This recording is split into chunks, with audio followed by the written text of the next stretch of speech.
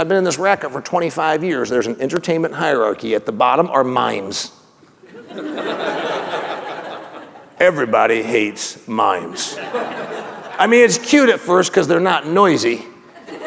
But after a while, it's like, you can get out of the box, just walk. Some of you didn't get that.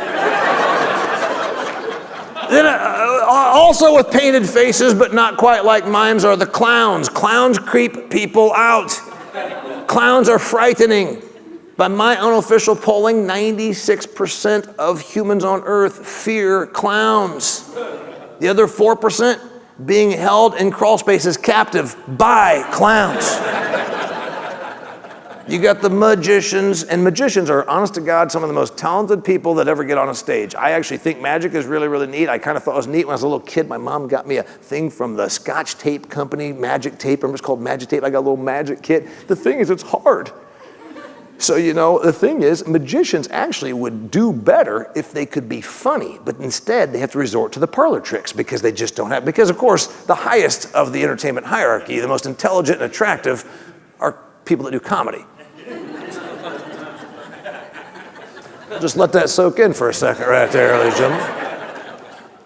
So that's a little bit about the hierarchy of entertainment. Now, you know, you go to conferences like this, and I know you see a lot of paid presenters, and you see, you know, good entertainment and things like that. I want you to just promise me one thing, because there's one thing that I truly hate, and I've been in this racket for a long time. I hate poetry. If ever you are at a conference and a person gets up and does poetry, I want you to take your fork and throw it at that person. Because I hate poetry. I have learned to hate poetry. I go to corporate events sometimes and they say, I didn't really know what to say, so I just thought I'd close with a poem. And I think to myself, give me a butter knife. Poetry is archaic gibberish.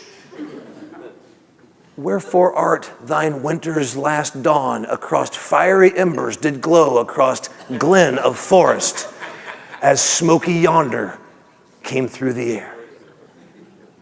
What in the hell does that mean?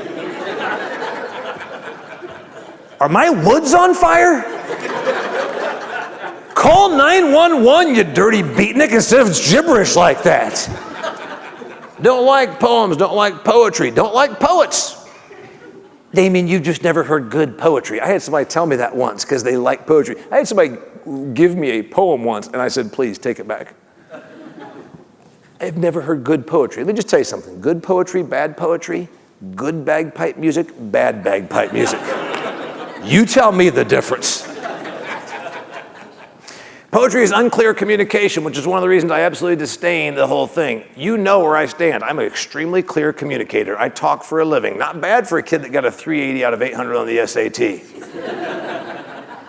I talk and I write for a living, and you know exactly where I stand. Poetry, how in the hell could you interpret those ridiculous words? You know what else? I call mechanic speak poetry. You know what I'm talking about?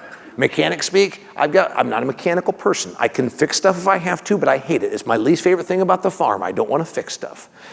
I call the mechanic up. Hey, should I flush my radiator? It wouldn't hurt. Well, it wouldn't hurt to sit on my barn roof and read comic books either.